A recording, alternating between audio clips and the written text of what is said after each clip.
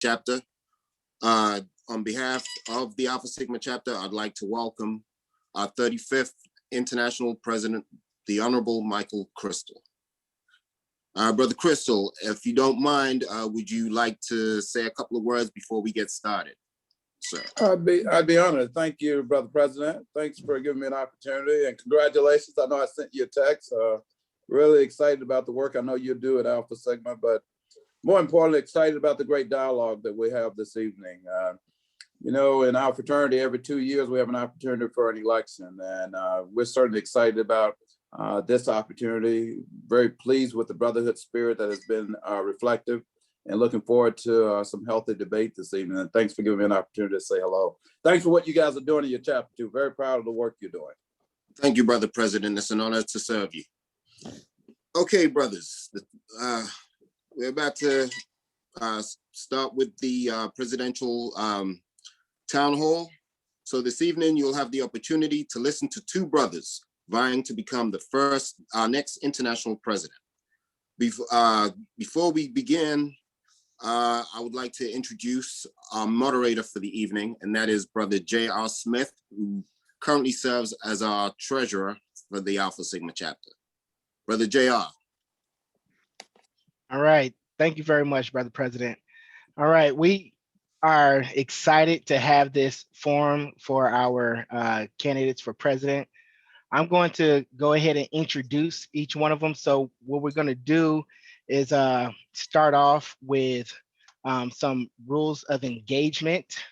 Okay. So first rule of engagement is that, first of all, it will be recorded. So if you do not consent to recording, feel free to go ahead and log off if you do not consent. But also, we are gonna, everyone's gonna remain on mute for the duration of the town hall, with the exception of the people that are speaking at the time.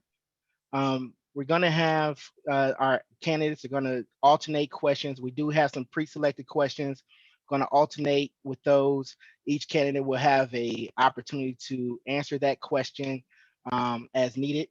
And if there's a need for a rebuttal, that candidate will have 30 seconds to do that rebuttal, okay? Each candidate will also be able to, you know, have 10 minutes to speak about their platform in the beginning, and then we're going to also have each candidate talk about, have closing remarks at the end, you know, 5 minutes apiece, okay? So we'll go ahead and get started. We're going to start with Brother Chris Ray, okay? And I'm going to read a short bio for Brother Ray before he comes in and talks about his platform. So Brother Ray became a member of Phi Beta Sigma fraternity in the fall of '96, where he was initiated into the Xi Nu chapter on the campus of East Carolina University. Brother Ray holds a Bachelor of Science in Administration with a concentration in Information Systems and a Juris Doctor degree from William & Mary School of Law. Professionally, Brother Ray is the president and CEO of Capital Impact Group, LLC, a consulting firm with a focus on organizational strategy, diversity, equity, and inclusion. He has also served as an adjunct professor. Brother Ray also continues his military service as an officer in the National Guard. Over the last 25 years, he has served and held positions at every level in Sigma: local, state, regional, and international. Over to you, Brother Ray.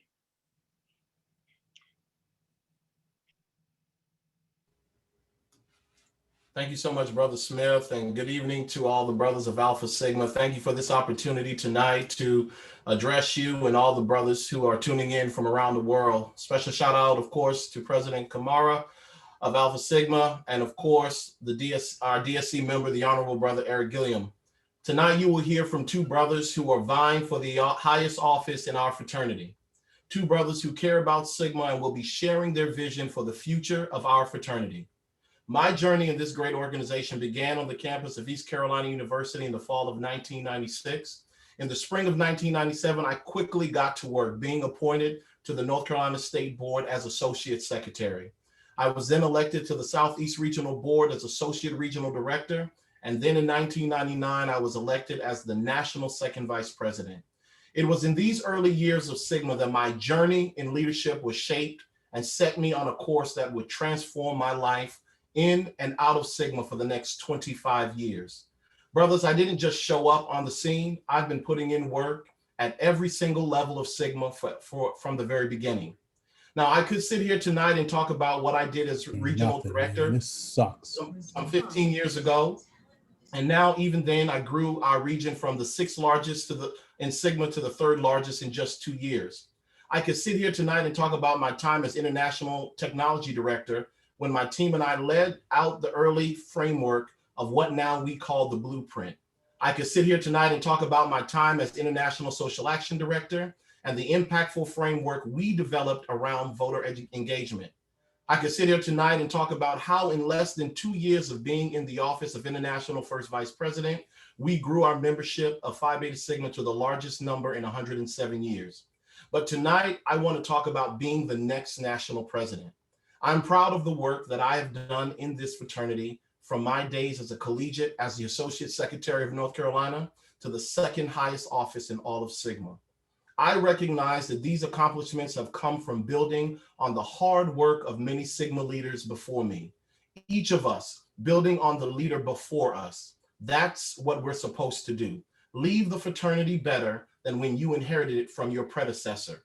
As the next national president, I will build off of the accomplishments of the current administration and leave a better Phi Beta Sigma than I will inherit.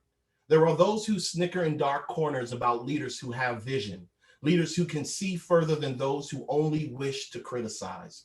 In 2005, I envisioned a membership services database that would allow our fraternity members to pay their dues online. That vision transformed our fraternity. And just like then, I still have a vision of Phi Beta Sigma that is rooted in us believing in our power as a brotherhood and what we can accomplish together. My administration theme will be empowering generations of men to believe in advocacy, community service, and engagement. We have broken down believe into 7 major points. The B in believe is for brotherhood. As national president, I will always lead with knowing what is important for our brotherhood. I will foster a climate where being brotherly is the order of the day. I know that as brothers, we don't always get along, but how I treat my brothers and how I expect to be treated comes from being an example. Every decision I make will always be determined how the brotherhood will be impacted. Brotherhood first is not just a slogan, it must become our way of life and represent who we are. The first E in believe is equity. As national president, I will continue the work of collaborating with our program directors and begin to elevate Phi Beta Sigma's voice around equity. How do we develop an equity message and approach to bigger, better business, education, and social action programming? Having access to equality is no longer enough. Is that access equitable for all? If it isn't, we have to make it so. We must approach our programming through an equity lens to join the national conversation on this issue. As national president, I will convene a retreat with our program directors to lay out the strategy of alignment on addressing this very critical issue. The L in believe is leadership. As first vice president, I led the value proposition task force. And under that task force, I worked with Brother Dr. Benny Harris of the Leadership Academy and Brother John White from the Executive Leadership Council and other stakeholders committed to building a leadership pipeline for Sigma. This past week, we unveiled the Emerging Leaders Forum. We are investing in our members today for future advancement in Sigma leadership opportunities. And we're taking systematic approaches to growing our pipeline. As your next national president, we will expand that even more into learning modules and certifications that brothers must have before running for office at the highest levels of Sigma. Men must be trained and tested before sitting on the board of directors of a multi-million-dollar global nonprofit organization. If our footprint is to truly expand, we must invest in our brothers' leadership development. The I is for infrastructure. As first vice president, we have launched the NEO portal, the Sigma Link, and the game-changing learning management system, critical technology pieces that will enhance our infrastructure and services to our membership. As a former corporate and nonprofit executive, I bring to the role of national president a tremendous amount of experience in infrastructure and development and enhancement. As your next national president, I will bring a progressive and innovative approach to the tools needed to continue to move the needle. We must continue to find innovative ways to enhance our international headquarters services to our membership. As national president, I am fully committed to working with the General Board to provide the resources that our IHQ staff needs to continue to meet the demand of our growing membership. The second E in Believe is for economics. Internally, we must continue to be fiscally responsible with our membership's money. As a former mayor of a city and a military leader, managing big budgets is nothing new. As president, we must continue to expand our investment portfolio and work with our foundations and the credit union to address financial literacy of our members and community, and build on diversifying our revenue stream through grants that will fund our national programs. As vice president, we have launched the Sigma Link, the first true jobs board for our members, where our current corporate partners like Ralph Lauren, General Electric, Sodexo, and AARP will translate into internships and future jobs for our members. This jobs board is so innovative that our brothers today, who are executives, can go in and add a job from their company for Sigma men to take advantage of right now. We're doing this right now. And as the next national president, I will use my global network to bring more opportunities to Sigma, because we now have the framework to make it happen. The V in Believe is for volunteerism. Sigma men doing work in the community is who we are. As national president, I want to lead the way by finally planting a flag in the ground to define what a Sigma man is. When you think of Phi Beta Sigma, I want the world to know that this is the organization that gets it done. Others talk, Sigma men do. Building our brand around this one simple belief that no one does community service better than the men of Phi Beta Sigma. The final E in Believe is for the environment. Our environment is changing, brothers. Climate change is real, and no D9 organization is stepping up to address the impact Thank you. in our community. All right, thank you. As the national president, I want my fraternity to be in the room, not only talking about how we address climate change, but how our members can position themselves to be part of the new green economy that's coming. We have to lean forward on this issue and be the first to partner with government agencies who will fund critical conversations in Black and brown communities around the issue that led by Sigma men. Brothers, this is my platform. This is our way forward and how I see the next chapter of our rich legacy. I intend to build on the very solid foundation laid by this current administration, and not only continue to address the challenges and opportunities we have daily, but make sure that this brotherhood has a strategic vision that the president that follows me will build on. We will break ground on a new international headquarters with an affordable housing community initiative that is going to transform the Kennedy Street corridor in Northwest Washington, D.C. Competent, prepared, and experienced leadership will get us across the finish line for that project. Visionary leadership will show us how we can replicate this same project in other urban areas in the next decade, along with Sigma health clinics and charter schools. This is what I bring to the table as your next national president. Someone who has the experience and know-how to run a multi-million-dollar nonprofit on day one, but also have the foresight to see the Sigma of the future. I hope that these last 19 months as your national first vice president has shown you that I am capable of doing what I'm capable of doing. Even in the most trying of times, even as we celebrate our record-breaking membership, we know that there is still a lot of work to be done, especially in the area of our collegiate brothers. Our collegiate numbers have been decreasing over the last 6 years. In that time, we have had 3 different vice presidents, 2 of them who are on this forum tonight. COVID-19 did not allow our membership team to tackle this issue as I would have liked. You can't make Phi Beta Sigma men if they are not in college. Everyone on this call knows that. I am committed as national president to work with the next first vice president to take a deep dive into understanding the challenges and opportunities of Generation Z, brothers. That's right, Generation Z. We're no longer dealing with millennials. Our approach to membership cannot be an old school way of thinking. Serious analytics and deep studies are going to have to explore why we are losing collegiate members. While our fastest growing demographic is millennials who have already graduated and joining Sigma as alumni brothers, I won't play into the political pandering of our collegiate numbers.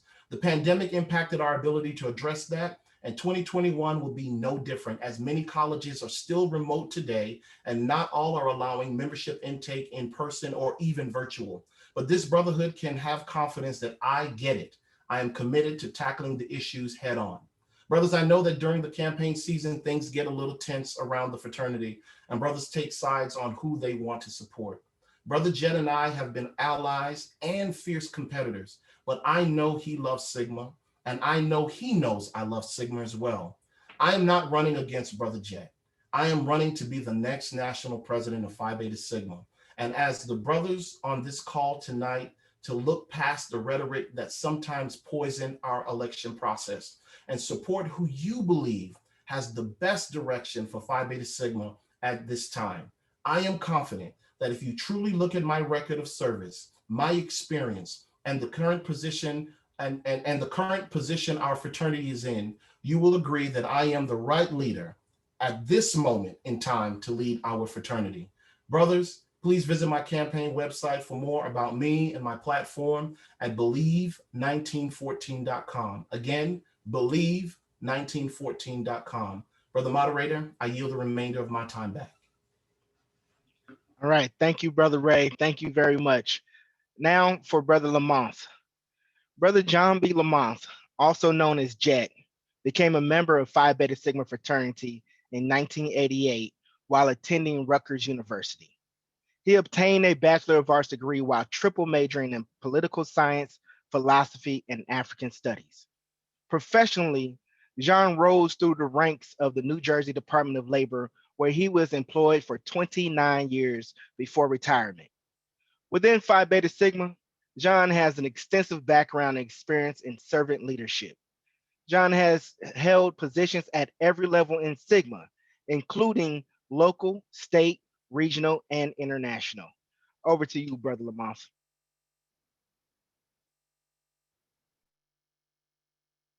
Okay, good evening. Thank you for the introduction.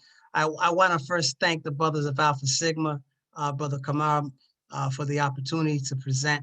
I certainly want to give a quick shout out to immediate past president, Brother Lewis, who's celebrating his birthday, who we worked with regularly while we served as vice president.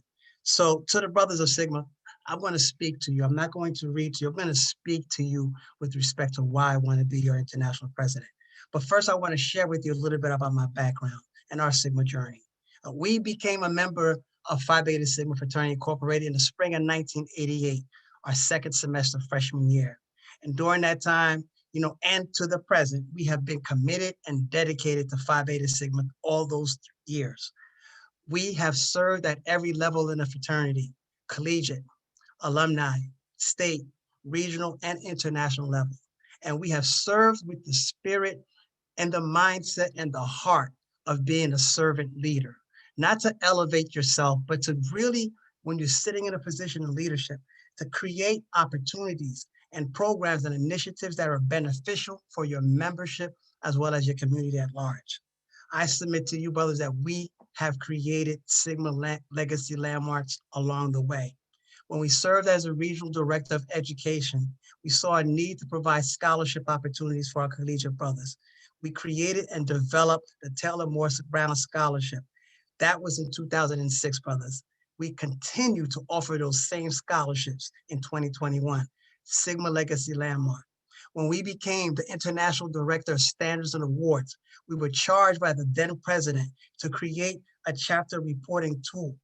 We created a team that developed chapter reporting, PIAs, CSAPs. That was in 2007, approved by Congress. Brothers, that PIA mechanism, that is what we're using today in 2021. That is a Sigma Legacy Landmark. When we became the International Director of Education, brothers, we were the first International Director of Education that doubled the amount of scholarships that were provided for our membership, collegiates, and alumni. We were the first Director of Education that delivered over $250,000 worth of scholarships in the 4-year period.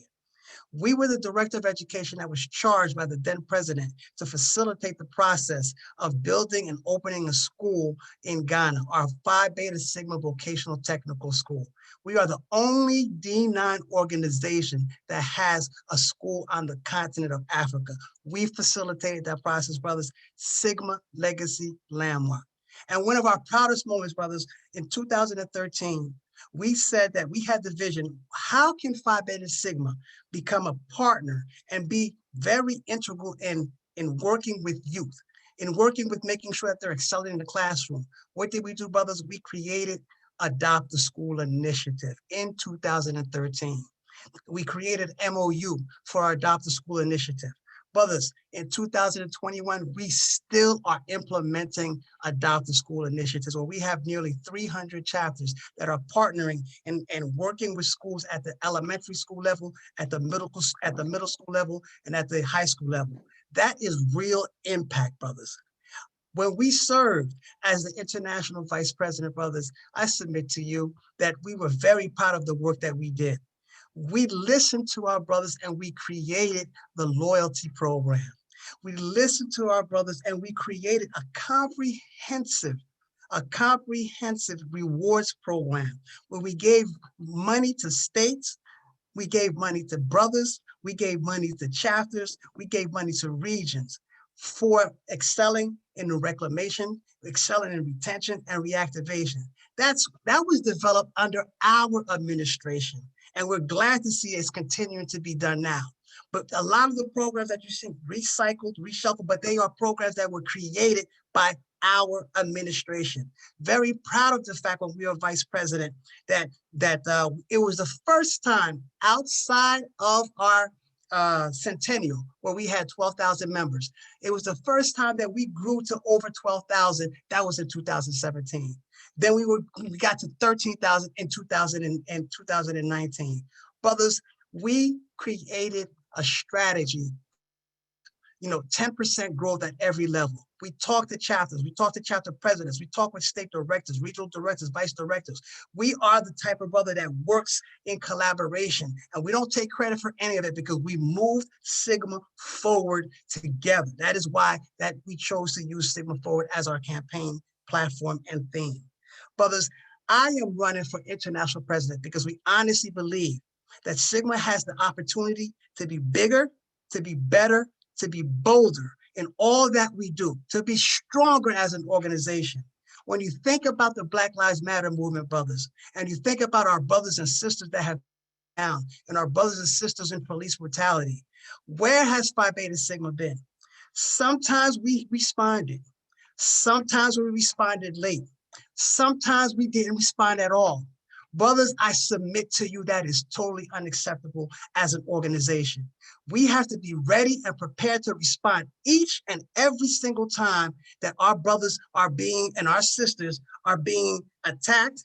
And we need to be that organization that speaks on behalf of our brothers and sisters.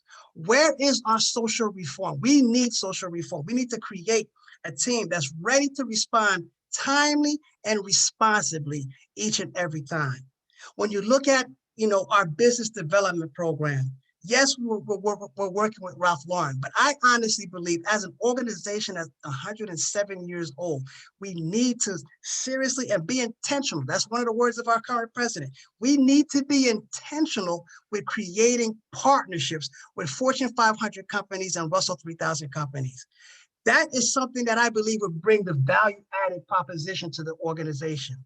We have to leverage the almost 15,000 financial members we have and leverage the almost 50,000 unfinancial members that we have in the blueprint.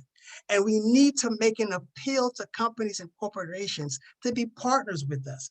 Think about that for a minute, brothers. We only need a couple to form relationships and partnerships with us. And we can utilize that, have them provide some resources to us so we can provide more scholarship opportunities for our collegiate brothers and our alumni brothers. More importantly, underwrite our state conferences and regional conferences and conclaves, which would make it less costly and minimize the cost for our membership to travel and be part of these conclaves and conferences. I honestly believe that is a game changer if we're going to do that. Brothers, Another area that you heard the current vice president talk about, our collegiate membership. Our collegiate membership, yes, was about 3% down. That was something that the current vice president harped on when we were vice president. But we are between 20 and 25% below decline of our collegiate chapters. That is, to me, irreprehensible. There has been a lack of focus on our collegiate brothers. We cannot talk about helping them. We have to devote real resources, money, to help our collegiate chapters that are struggling. We've got to be the organization that helps our collegiate brothers, making sure that they're taking the right classes, making sure that they are getting the right internships, making sure that if they're going to graduate school, have the right fellowships, making sure if they're moving from the academic environment to a professional job, that we're helping them transition, pairing up a collegiate with their major, with their brother who's working in the field. That is value added proposition. And I submit to you, brothers, we can't talk about it. We have to be about it. Another area of focus, brothers, are Sigma Beta clubs. Very proud of the fact that we're the first organization that created a youth auxiliary group. But we have, right now we're mentoring to 4,100 Sigma Betas. We have almost 300 alumni chapters. We've got to improve on that number. We can do better. We often hear the phrase that the children are our future. We often hear the phrase that we've got to invest in and pour into our children. We've got to really bring the Sigma Beta curriculum and identify chapters that have the ability to have a Sigma Beta club and really expand our Sigma Beta club. We'll give credit to Brother President Crystal, because that was one of his priorities. And I want to make sure that we continue to make that a priority and expand upon that. Very necessary. Brothers, as an organization of Black men, we need to form partnerships with mental health professionals and physicians, and be able to address the issues that are plaguing, in particular, men of color, as well as the Black communities. When you look at and you think about, the pandemic and COVID-19, we really need to be out there front and center and encouraging our people to take the vaccine. I've seen some of this stuff on social media, but we have to be the organization that's really pushing and promoting these things. Brothers, there is so much in this platform that I want to talk to you about, but I know the time is short. I want to give you some of the platform, but I submit to you, brothers, that as a brother that has been dedicated to Phi Beta Sigma for over 3 decades, almost 33 years, I have committed to really promoting and advancing all of our 4 national programs. I am a brother and a leader, not just with vision, but I promote vision, as well as I have plans in place that lead to implementation and execution. When you're looking for a leader of the Time to organization, wrap it up, brother. Yes, sir. Yes, sir. I also want to say, with respect to our ability profession, we had a $33 million budget that we managed. We're the only candidate up here that did not get investigated for mismanagement of resources and funds. So I tell you, brothers, that I can handle a budget. To the brothers of Phi Beta Sigma, I ask you to elect us to be the next 36th international president of Phi Beta Sigma fraternity. Thank you. Thank you for the time. Thank you very much. Hey, Thank Brother you JR, Yes, can I just say something real quick? yes. All right, brothers, we've noticed some negativity in the chat rooms. We're not saying do not make comments, but brothers, this is supposed to be a brotherly forum. Please refrain from the negative comments. If you have a question to ask and time permits, we will be able to address those questions towards the end. But please, brothers, I humbly ask that you refrain from the negativity. No personal attacks. Just keep it Sigma related. Thank you. JR, back to you. Brother President, before you, do you have a timekeeper? Because I just want to make sure that we get equal time. Yeah, we on do both have, sides. we're clocking you. Okay, I felt like I was Alright. short in some time, but okay. All right, you owe us 45 seconds, by the way. Okay. All right, JR, All right. back to you, sir. All right, thank you. And I apologize if you felt like you were short and a little bit. Was watching time. It was already over by like a little bit before I said something. But before I move on, Brother Irby, where are you at? Are you gonna say something? The president addressed it. Just be mindful that you will be removed from this forum if the negativity continues. So I'm asking both candidates to please check and have conversations with your team, because this will not be tolerated. All right. All right. Thank you. Okay. All right. I'll be appointed to the general board, which will be Okay. Mute that one. All right. So before we move on, there's a couple more rules of engagement that I need to cover that I didn't cover in the beginning.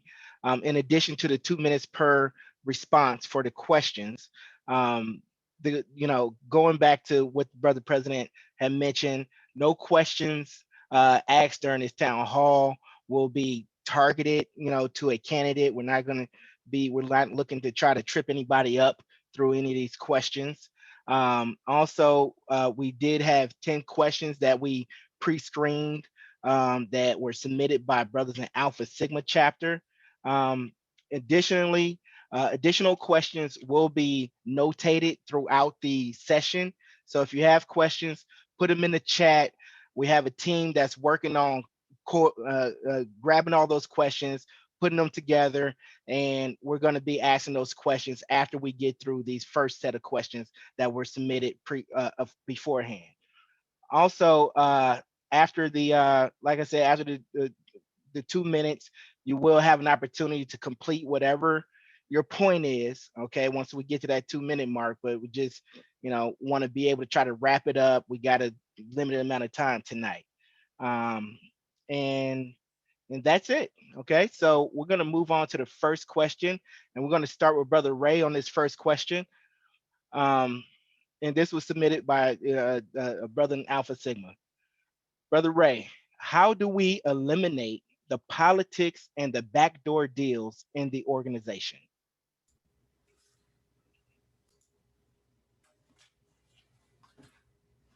How do you limit the politics and the backdoor deals from our organization? Whenever one or two people are gathered, the reality is that there will always be politics in every organization. There's politics on your job, there's politics in your home as you deal with your significant other on how to move and navigate on certain things. There is always politics. I think when it comes to addressing politics, it depends on how you go about dealing with it. You as an individual, what are your values, and how are you going to engage brothers? Now, I will tell you, and everyone knows this, and I've always been like this, I don't believe in backdoor deals. I make no commitments and promises to no one. I don't tell any regions or any chapters and make any promises that they're going to serve in any roles in the administration. That has been one of the challenges that we have had as an organization. And I know that doesn't sit well with a lot of people that, as I have run for office in the past for this organization, is because I don't make promises. I believe that the best person should serve in the roles that are necessary. And I believe that if people follow that mantra, that it will be better for the organization. I believe that brothers are smart enough to make their own decision as they believe on who has the capabilities to serve in roles of leadership, and then wanting individuals to work with them.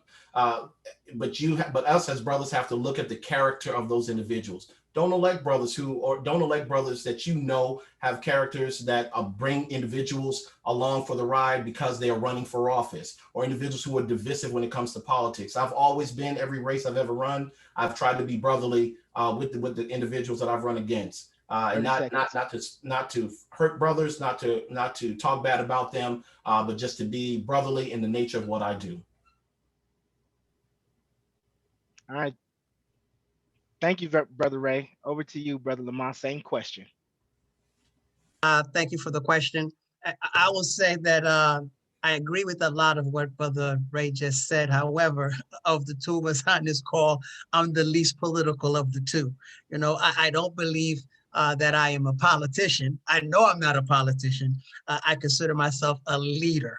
I consider myself a brother's brother. Our platform 2 years ago was brother to brother.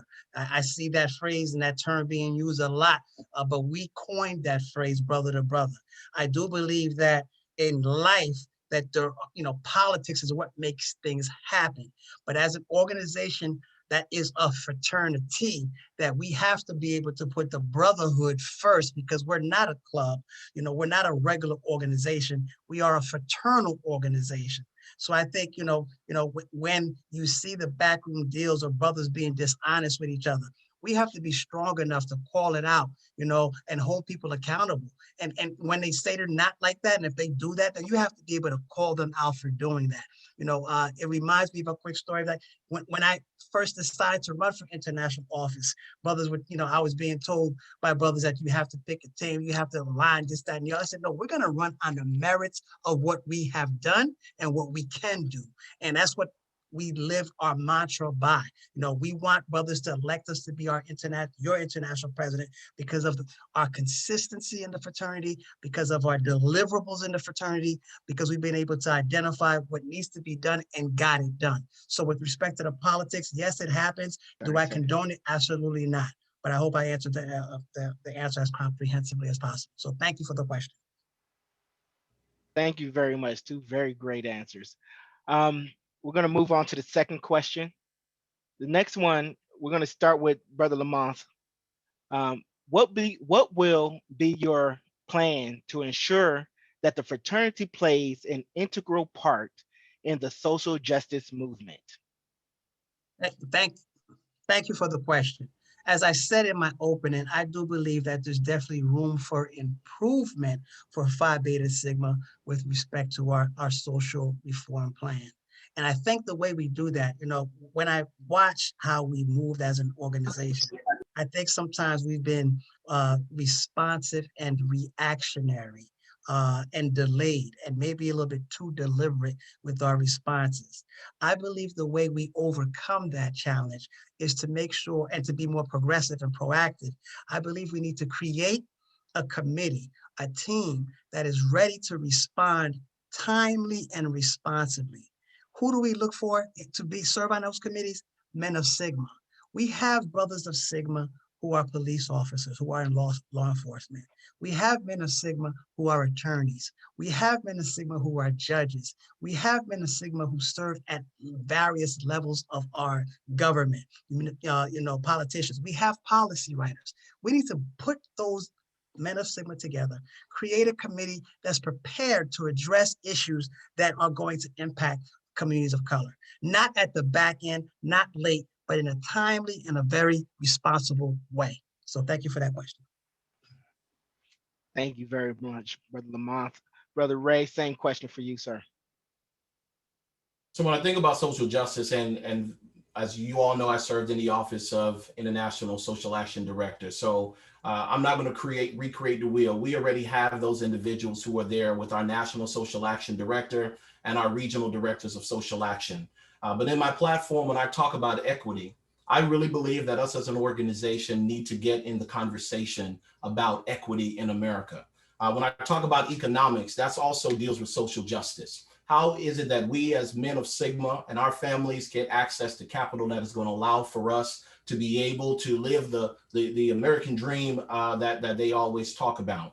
And the key to doing that is to make sure that there is a comprehensive conversation with your current program directors. There's no need for additional bureaucratic layers as it relates to social justice. We already have men who are elected at the regional level, at the state levels, and at our chapter levels who are keen around social justice. Now it's time for us to just hone in on the areas that we know are critical. Equity is one of the spaces that Phi Beta Sigma has to play in moving forward as an organization. And us understanding the access to economics and how our brothers get access to capital and be able and to be able to do the things that are necessary for them and their families, we have to have those kind of conversations around access to education, us addressing our student loan debt. These are all social justice issues that we know as an organization. We already have the components. It's just having a leader that understands the landscape that is out here and having an opportunity to make sure that the program directors are marching on the same page and making sure that it trickles down to the regional, state, and the national and the local level. Rebuttal. Right. Rebuttal. Yes, 30 seconds of rebuttal. Yes. Okay, great. Thank you. So while I certainly appreciate that we have elected officers that social action, but we have expertise. You know, when we talk about how, where is Sigma is going to give recommendations for public health? Where is Sigma's position with respect to public housing? Where is Sigma with respect to, to police brutality? Where is Sigma to equal access to quality education and to universal health care? So some of our elected officials are not going to, within Sigma, aren't prepared. They don't have the expertise to help create those policies. So this is what I'm specifically speaking to, or we need to utilize the resources that we have to put us in a better place, to address those particular issues. Thank you. 30-second rebuttal on that. 30-second rebuttal. Yes. And again, respectfully, I hear what Brother Lamont is saying, but again, leadership is about training the next generation, right? Leadership as the leader of the organization is about having those conversations with your current individuals and preparing them, and then leveraging your organization to be able to identify brothers that can enhance those teams. We already have those brothers that are in those places. All we have to do as an organization is be able to make sure that we have those brothers around our current social action brothers that are going to be able to address the social justice issues that we have and continue to build on that. I just don't believe that we need to, again, recreate the wheel. Okay. All right. Well, thank you for that. That was a great, 2 rebuttals. So we're going to move on to the next question. We're going to start with Brother Ray on this next question. What is your definition of a leader? And what does leadership look like to you?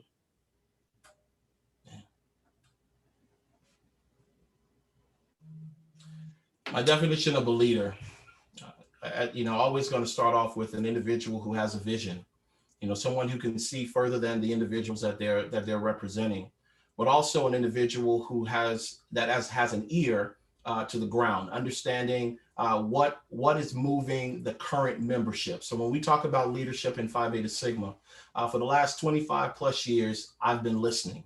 I've been listening to the challenges of our organization and the needs and the wants of our brotherhood, and understanding that there are critical missing pieces that sometimes the brothers are calling out for, that their leadership is not providing, and then being able to turn around and then be able to provide that. But leadership to me is having a vision and moving to a place where brothers that they can't see.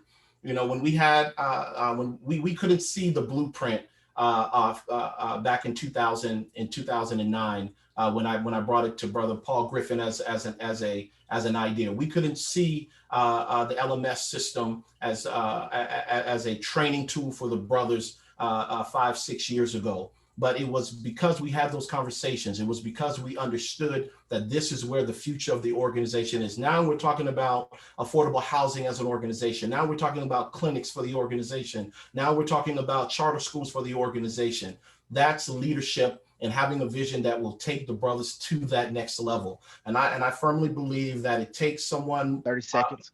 It takes someone that has the capacity to see that, to empower the brothers, to excite the brothers, and to make them see far beyond what they could even imagine. To me, that's what leadership is, and being able to take individuals to places that they can't even imagine. Great. Thank you very much for that, Brother Ray. Same question to you, Brother Lamont. Thank you, Brother Moderator. For me, genuine and sincere leadership goes beyond vision. Vision is a part of the component, but a true leader must have the ability to bring people together, right? To have the vision and bring people together to lead to the end goal, to be able to execute, to be able to ensure that the team is on the same page. Real leadership is about behavior. Real leadership is about making sure that you're being fair and just in all your decisions. Real leadership is about not taking credit. Real leadership is about, not trying to elevate yourself, but putting others before you. Real leadership is based on goodwill. And what I mean by that is not by posturing and pandering, but wholehearted commitment to serving others. To me, that is what real leadership is about. It's a selfless position, and in order to be a true leader, you have to recognize that, but you also have to have vision and be able to bring folks together to lead to something positive. That for me is what the definition of real leadership is. Wonderful. Thank you very much. That was very great responses. We're going to move on to the next question. And this one, we're going to start with Brother Lamont on this one. What is your expectation of brothers, fraternity-wide, as it relates to supporting you in your potential new role? Well, my expectation of brothers is that, one, that when we move as an organization, that we move as one. You know, I've been in this organization for 33 years, and I've also heard a lot of slogans about Sigma doing this and Sigma doing that. I honestly believe that my expectation is that we have to get to the point where we are talking the same language, where we are acting the same way, where we're promoting the same, and we're just moving in unison. And only then will we be able to truly be impactful. You know, when we break down, chapters and states and regions, and and even within regions, within chapters, we have all these variations. My expectation is that we all hold each other accountable, we all hold each other up, we all praise each other, we all celebrate each other, and we all have the same goal in moving Sigma. When we put Sigma before everything, that's when we will be able to be impactful. And that is my expectation of all brothers, if elected to be president, is that we all move together as one. Thank you very much, Brother Lamont. Same question to you, Brother Ray. Thank you for that question. My expectation of brothers is, and I don't want to sound cliche, but it's truly to believe in the power of who we are. When men believe in who they are and what they can accomplish, there is nothing that we cannot do. The power and the greatness of Phi Beta Sigma is us coming together and developing processes and programs that we know are going to change the lives of people. When we started our Sigma Beta Club many years ago, we understood that we wanted to invest in the future, and that was us coming together. Phi Beta Sigma been investing in young boys for over 70 years. When we understood the power of believing that economics was the gateway to a better life, we started our big and better business initiatives and programs. When we believed that we were tired of being kicked down and being lynched, that we started our social action initiative. I just want my expectation of Sigma is that we truly believe in a better future for us as members and for our organization and the role that we can play in the communities that we serve. That's my expectation of my brothers. Wonderful. Thank you very much, Brother Ray. So this next question is going to be for you. We're going to start with you on this next question as well. And it reads, to know the future, you must know your past. As a candidate for international president, how would the fraternity could value and preserve our 107-year-old history? Well, history is important. And I want to be very clear that as the next national president, and there will be an emphasis on us preserving our history. I know that times have changed. One of the things that we've done during my time as first vice president is been very intentional on making sure that we preserve all of our Crescent magazines that are now digitally found online on our national website, preserving that history. I would love to see more brothers who are interested in history of the organization to come together and have more forums sharing that history of the brothers and continue to pass it on to the next generation of Sigmas. But you have to have a president who's committed to that. I read a lot of the historical information that is sent out by some of our brothers who have served as historian in the organization. That reminds me a lot of the things that we used to do as an organization. Some of the things that we're doing now that are still repeating, some of the same challenges that we have as an organization. And I think that it's important that as leaders that we point out some of those challenges, how we, we're still trying to recruit and retain and reclaim brothers even back in the 1940s. And so I think that it's important that as president, that I make sure that there's a place for our historians to sit at the table to not only to preserve the history of our organization, but to create a culture of preservation at every single level of Sigma, because we have so much information that is lost each and every day. So my hope is, as the next national president, is to make sure that our historians play a critical role in helping to preserve our history of our organization at every single level. Thank you, Brother Ray. Same question to you, Brother Lamont. Thank you, Brother Moderator. Yes, ironically, I had the opportunity to sit in on a Zoom call that spoke to, most honorable founding father Charles I. Brown, and shout out to Mark Pasich and the brothers, Brother Houston, and brothers like Kevin Christian and Todd Laban and that team that did a tremendous work on learning and finding out the true history of our beloved founding father Charles I. Brown. Absolutely, as an international president, I would prioritize that.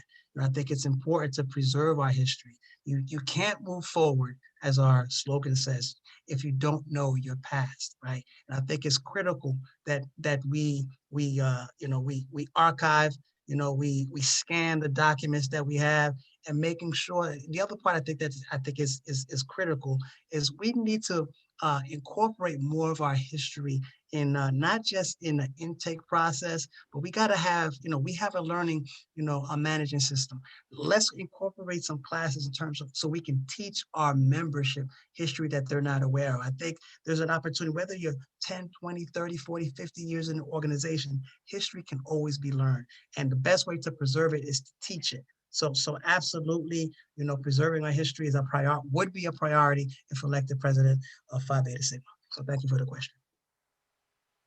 Thank you for Hey, your response. Brother Yes. Jay, I'm sorry. I need to butt in again. Brothers, again, we have now started to remove brothers from the forum. Again, I'm gonna plead one more time. Please keep the comments positive. We will not tolerate any negative or personal attacks on either candidate. So again, if you do not want to be removed, please refrain from the comments. This this was initially just for Alpha. This was originally for Alpha Sigma. We felt that the brotherly thing to do was to invite brothers from other chapters. But again, if you guys cannot abide by the rules, we will remove you from the forum. I'm sorry, JR. Back to you. No worries. No worries. Thank you for that. Okay. I'm gonna keep the train rolling. We're gonna start with Brother Lamont on this next question. Brother Lamont, what are you doing to both mentor and develop leadership among collegiate members?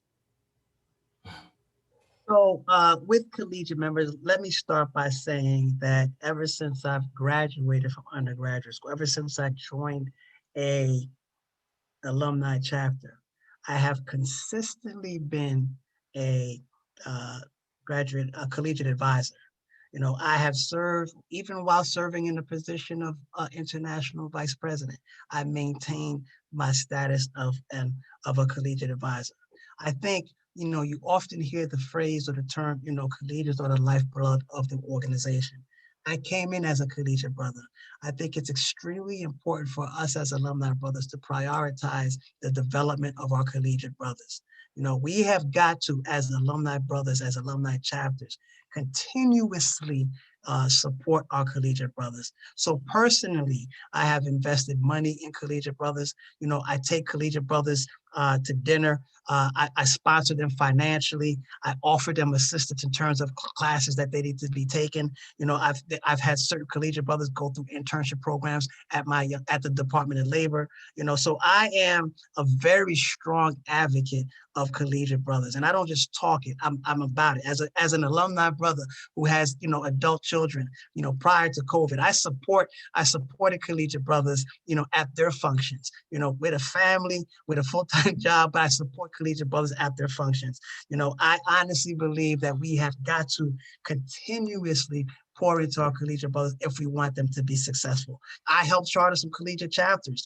I provide scholarship opportunities for collegiate brothers. So the list goes on and on, where I've demonstrated and been, like I like to say, very action orientated to be a mentor and supporter of our collegiate brothers and membership.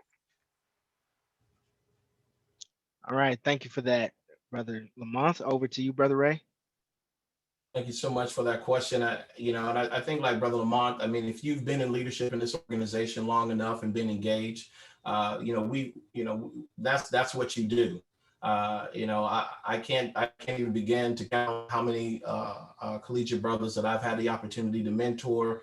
Still mentoring those who have now graduated and gone on to grad school and all those other things. Letters of recommendation, helping brothers pay their dues, helping brothers navigate through life. One of the great things, one of the great pleasures just recently that I took when I served as National Director of Social Action was the cohort teams that we had. And a lot of those guys that we had groups with, group meets with, that we're still in to this very day. Many of them have now even graduated now, but we still communicate, we still celebrate each other, we still celebrate their accomplishments and the next moves that they have made in their life. And so, I think that any good Sigma puts his arms around collegiate brothers and make sure that they're taken care of. As a past national second vice president, I am always committed to collegiates. I can't begin to tell you how many associate regional directors in various regions that I've put my arms around and been not only a mentor to, but many of them who have shown me and taught me things even in my time period now. As mayor of my city, I've had interns. I've had interns in my office that were members of Phi Beta Sigma, that were collegiates from Pi Chapter at Fayetteville State University. So I am always going to be committed to collegiates because that's how I started in this game in Sigma, and I plan on that's how I'm going to end. Always mentoring the next generation. Wonderful.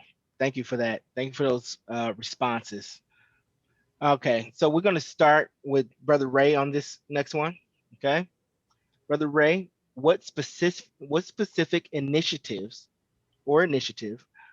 do you intend to champion, and why is it a topic of interest for you?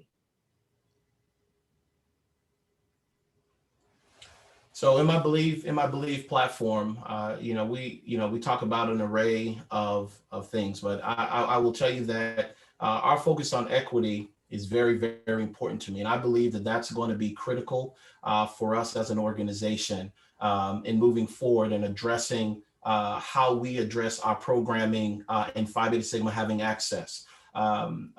It's easy to sit here and say that our collegiate brothers is one of our challenges, but we already know what that is. We already know the situation in which we are in with the pandemic, and knowing that things are going to change moving forward, and that's going to be one of the areas that we're going to tackle.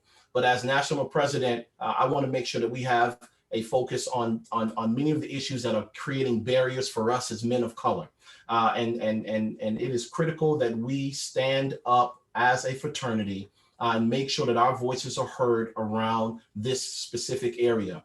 Equity opens up doors for men of Phi Beta Sigma. It gives us opportunities for our families. It gives us opportunities economically. It gets us opportunities educational wise. And if we're not sitting in the halls of Congress, sitting at the White House, sitting in places around the country, making sure that we are addressing those issues as a fraternity, then we are not going to be able to turn the page on creating the opportunities necessary for our alumni brothers, for our collegiate brothers, and for our families. And so as national president, that will be one of the areas that I'm going to absolutely focus on, is Phi Beta Sigma building a strong brand and argument, a strong brand around equity and our access to getting the resources that are going to allow for us to have the kind of quality of life that I believe the college educated man.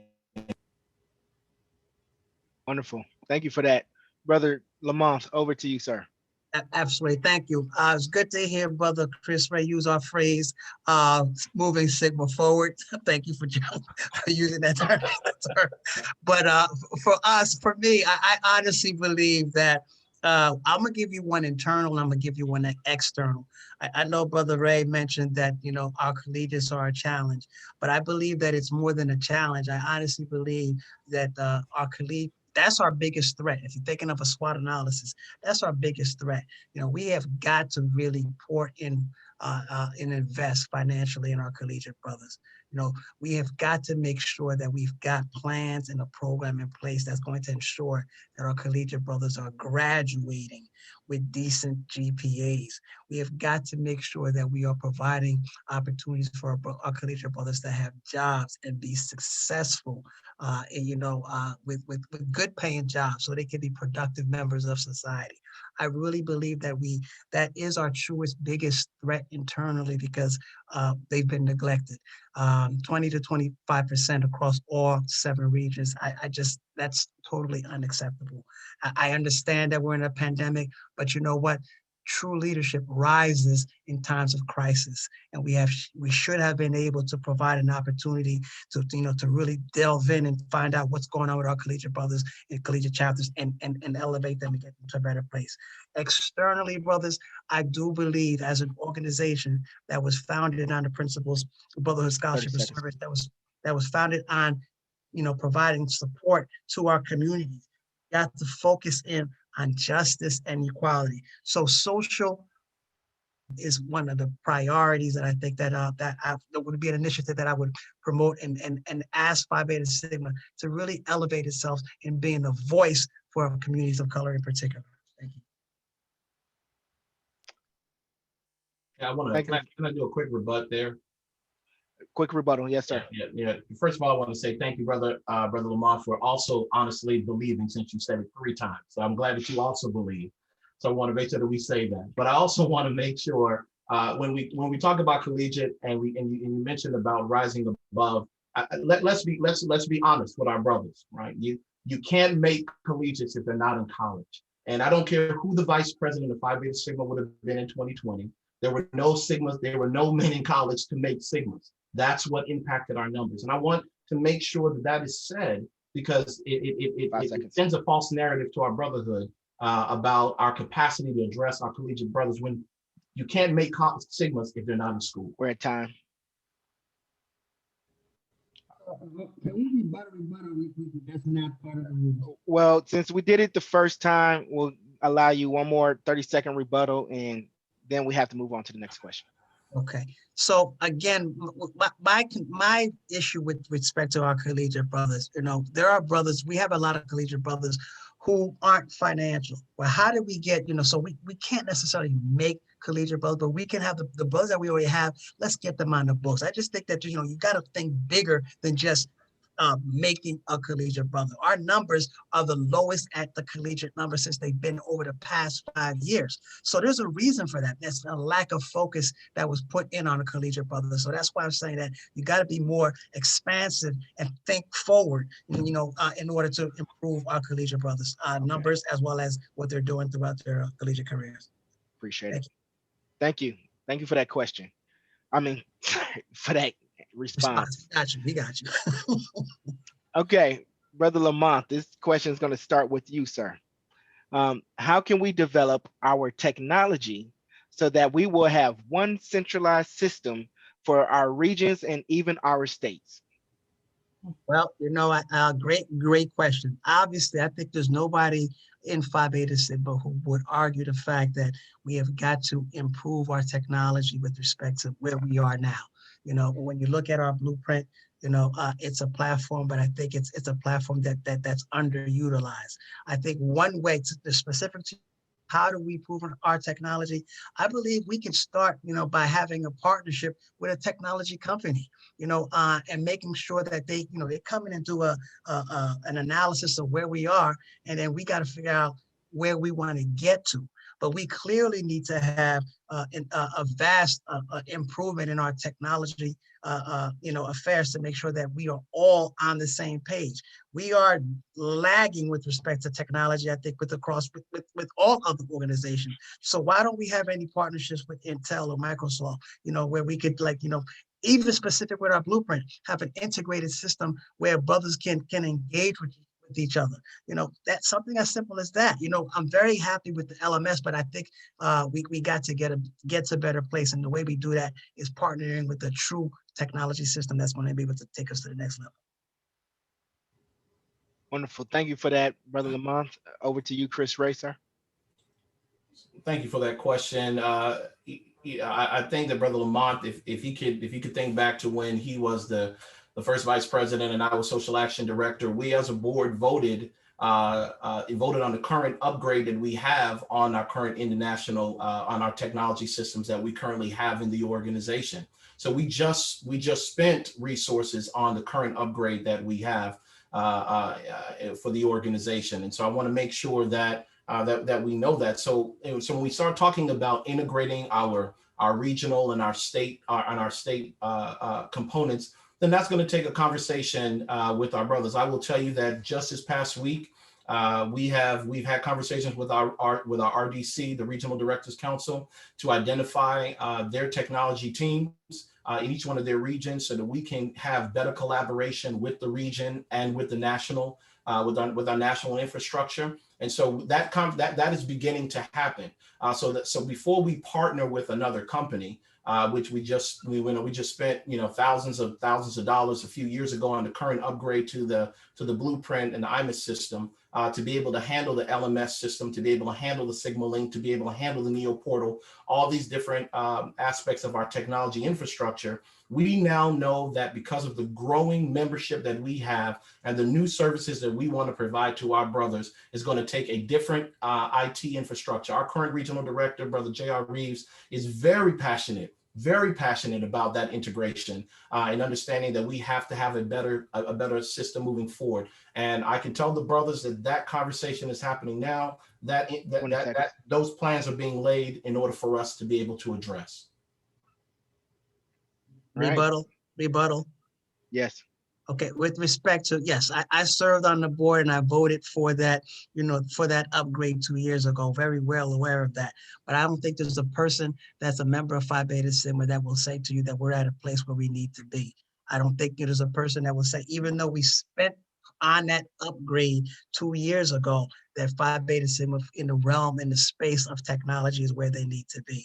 I can submit to you that, you mentioned Brother J.R. Reeves when he was bringing technology issues to when we served as vice president, and that was didn't want to be considered. Time. Okay. Sorry. We're getting real strict on the time now. I know. It's all right, brother. It's all right. Okay. All right. So we're going to move on to the next question. We're going to start with Brother Ray on this next question. What do you see as blind spots or weaknesses in your leadership style? How do you mitigate those weak points to ensure success?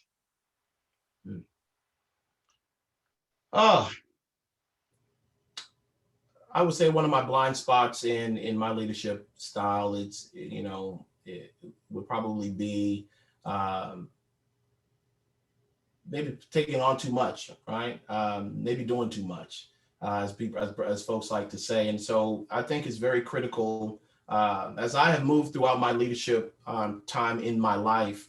Some of those time periods have been just me, and has created these types of dynamics where I have a lot going on. One of the things that I've learned over these last few years, and hopefully in this next phase, is making sure that I have a team that's going to make sure that they're looking out for me, that they're going to be able to say, okay, Brother Ray, you got too much on here. You got to be able to manage that, and and they're looking out for me, and having the right people in my circle of leadership that's going to be holding my ladder, that's going to make sure that I'm doing the right things. And because I think that sometimes when you are as driven as Brother Lamont and I are, we take on a lot, and sometimes we tend to not allow for ourselves to have the kind of breathing room that's necessary. So I would hope that the brothers who are listening tonight, the brothers who are part of my current circle,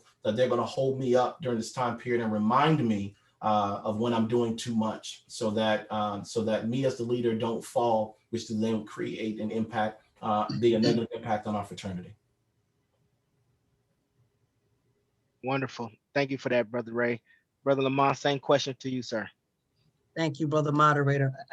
When I think about the question and the word that you use, blind spot, I want to say that for me, it's probably the fact that I tend to be very direct.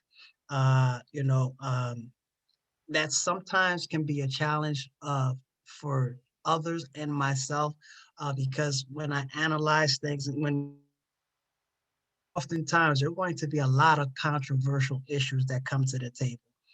And you have to have the courage to address them, and you have to have the courage to address them in a very honest way, in a very genuine way.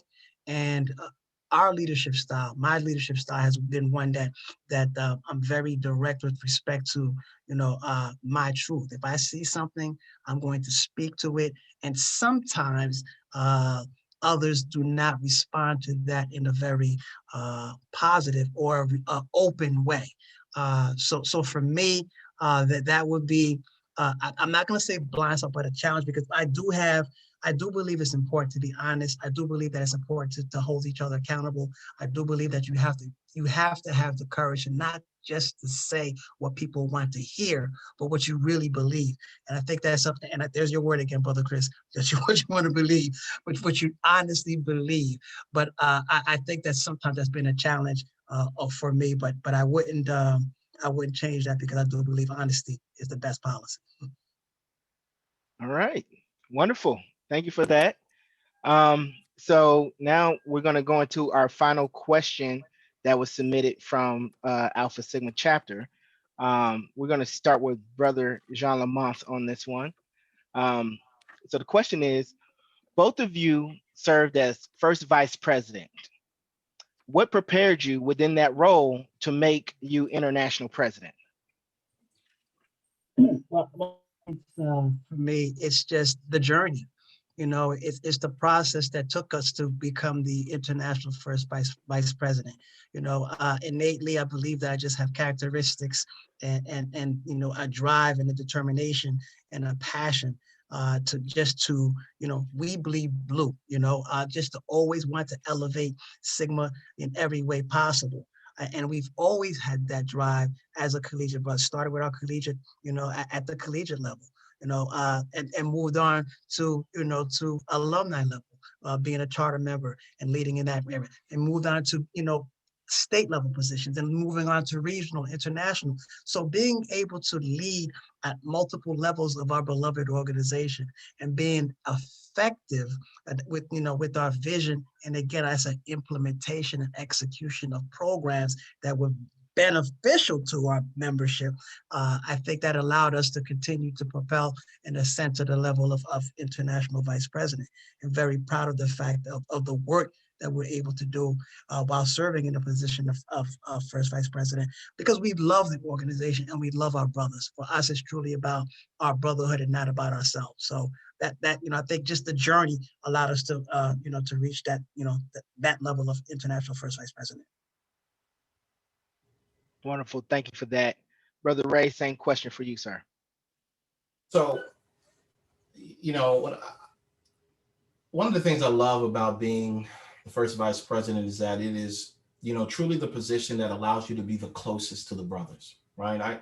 I can't begin to tell you how many emails, text messages, Facebook messengers, just the interaction that I get with the brotherhood, that I get an opportunity to really get a true pulse of the fraternity.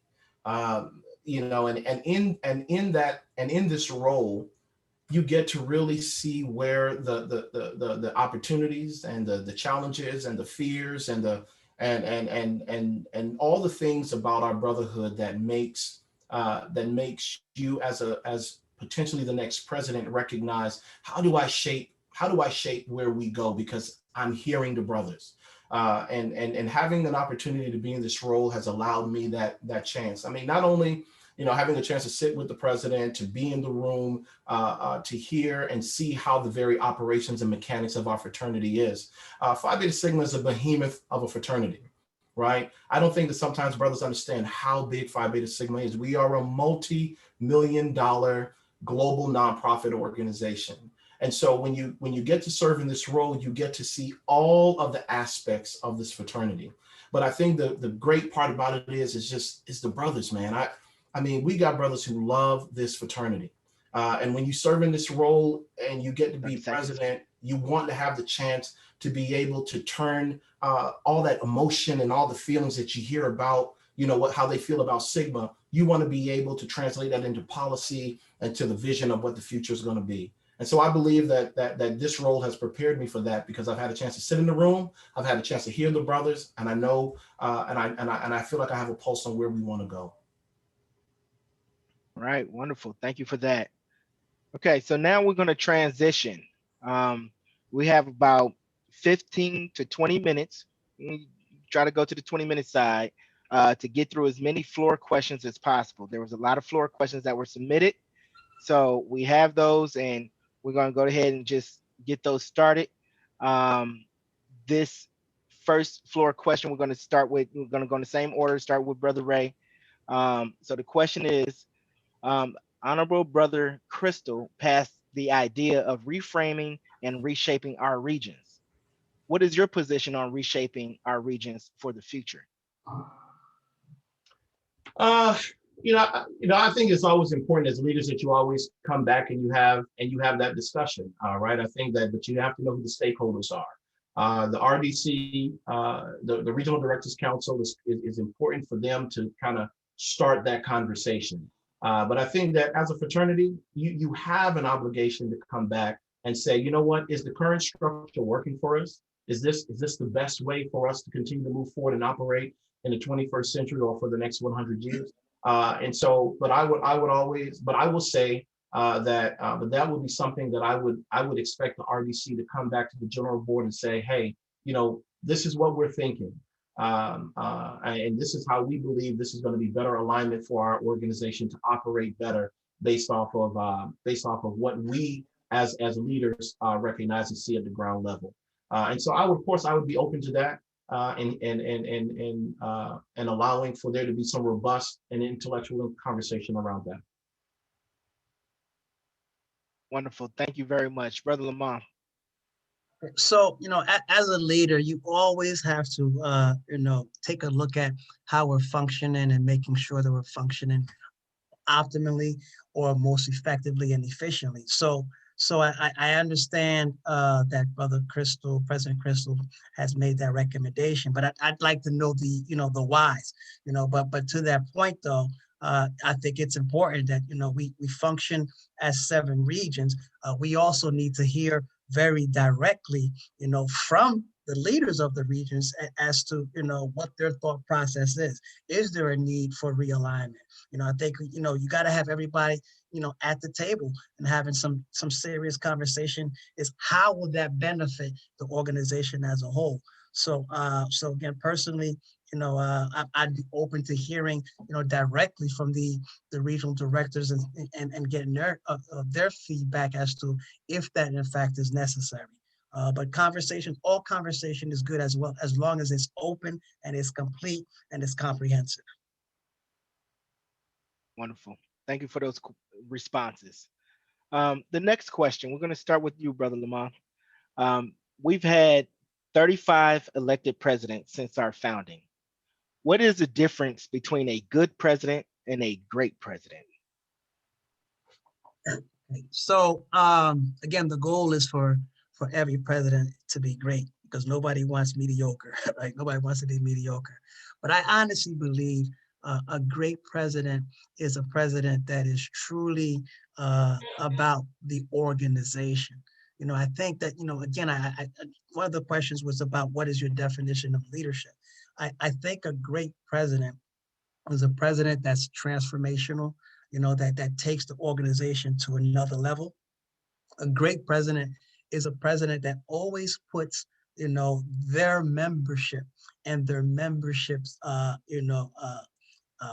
want to say all that's going to benefit the membership before them. A great president is a president that is selfless. A great president is a president that is truly a servant leader. A great president is a president that's not selfish, that's not cocky. A great president is an active listener.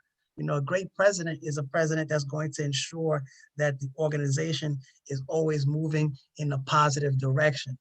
So I think, when you're thinking about a great president, it's somebody that's got the skill set, but that's got the experience, that has the talent, that has the ability to bring everybody together to move forward. That's got the ability 30 seconds.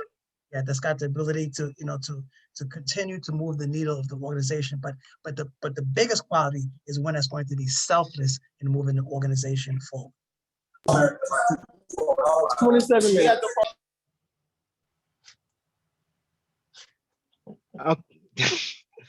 Okay, thank you for those responses, brothers. Actually, this one, brother Ray is next. All right. Same question for you, sir. Sure. So Sorry about that. no worries, no worries. So, when you think about a great president for Phi Beta Sigma, in simple terms, if the fraternity's still here after their term, they're a great president. That the doors of the fraternity didn't close on their watch. Let's first start there. But I would absolutely say that an individual who understands the importance of minimizing him and maximizing the organization. One of the things I said when I first became mayor of my city, I remember when I got all the staff together, and I remember when I said to them, 50 years from now, nobody's going to know who we were. Nobody's going to know what we've done. Nobody's going to care. I mean, my picture will still be on the wall because I was a past mayor, but no one will know the work that we would have done. So all we have is this moment right now to do the best we can for this brotherhood, the best we can for the for the city that we're serving. And I say the same thing, and I say the same thing now. A great president is someone who understands that they're not here to build monuments to themselves. The reality is that 10 years from now, no one's going to know who the president, unless they look you up on the screen on the national website. Nobody's going to care who the president was, but what they will care about is the fraternity still here, and in that time frame, were we able to move the needle to the next level? And the 34 presidents that we've had, because we have one of them who served twice. Out of the 34 presidents that we've had, each one of them has added to the tapestry of Phi Beta Sigma. And the doors of the fraternity is still open because they did their part. And they're all great men because they took the arrows, they dealt with the back and forth from the brotherhood, 20 seconds. and they learned and they did what they needed to do from a leadership standpoint. So I believe that a great president is someone who understands about minimizing him and maximizing the organization for the future. Okay, thank you. All right, so we're going to move on to the next floor question. In this, we're going to start with Brother Ray on this next floor question. There are many brothers who are disenfranchised regarding their initial membership. Is there going to be another amnesty? Also, there are many who wish to become life members. Can there be another way for that? Okay, so let me kind of take that quickly. Well, let me first start off. Phi Beta Sigma we're not going to have another amnesty. We have a process in place now for brothers who've been disenfranchised through the reclamation process, right? And the reclamation process has changed over time. I'm proud to say that we had the largest reclamation of brothers this past 2020 for the organization.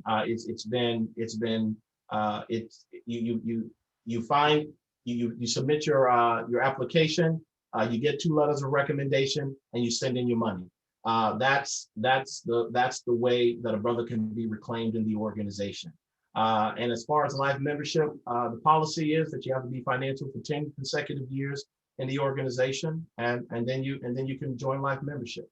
And I think that we as a fraternity has to make sure that we continue to look at life membership because we have challenges now where we're looking at, as we amortize Phi Beta Sigma over time, we have brothers now that we're basically paying them to be members of Sigma. A brother who joined at 19 years old, who is now a life member at 29, the money that he paid for his life membership of $1,500 at gold, that runs out when he's 42. The life expectancy of a Black man is 72, 73 years old. We will basically be paying him to be a Sigma from the time he is 43 until he closes his eyes. And so as an organization, we have to make sure that life membership is the right thing for us as a fraternity moving forward, or looking at our current tiers and addressing that. But I think that there's no need for amnesty any longer. Reclamation is the process that we can utilize, and life membership policy that's in place, I think it's fine where we are right now. Thank you for that. Same question to you, Brother Lamont. Sir. Okay. If I heard, amnesty is what it is, brothers who, I believe we still have an amnesty program in state, but let me put the reclamation process, let me put that in perspective a little bit for you. The reclamation process was, we changed that process when we became the vice president of fraternity. We worked with Brother Aaron Lewis and Brother President, to simplify the reclamation process. So I'm gonna give you a few numbers. In 17 we had 76 reclaimed brothers. When we took office, we went from 76 to 146 because we revised the reclamation process. We took a little dip in 2019 and went down to 82.